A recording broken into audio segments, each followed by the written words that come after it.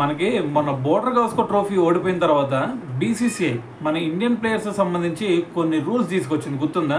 So వాటిలో ఒక rule కనుక మనం చూసామనుకోండి, అదేంది, ప్రతి ప్లేయర్ కూడా వెన్యూకి బస్సులోనే ట్రావెల్ చేయాలా, అది కూడా మిగతా అందరు ప్లేయర్స్తో కలిసి మరీ ట్రావెల్ చేయాలా, దాంతోపాటు సపరేట్గా అసలు ట్రావెల్ చేయడానికి ఛాన్సే లేదు అని చెప్పేసి ఒక రూల్ తీసుకొచ్చింది కదా. అయితే ఇప్పుడు ఈ రూల్ని మన ఇండియన్ ప్లేయర్ అయిన రవీంద్ర జడేజా అతిక్రమించాడనమాట.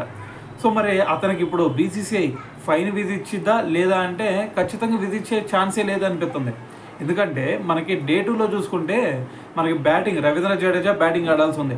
సో మరి ఇండియన్ టీంలో కొంచెం మంచి పర్ఫార్మెన్స్ ఇవ్వాలి, అదేవిధంగా కొంచెం ఎక్కువ స్కోర్ కొట్టాలి అనే ఉద్దేశంతో అతను వీళ్ళందరితో పాటు కాకుండా ముందుగానే గ్రౌండ్కి వెళ్ళిపోయి అక్కడ ప్రాక్టీస్ స్టార్ట్ చేశాడు.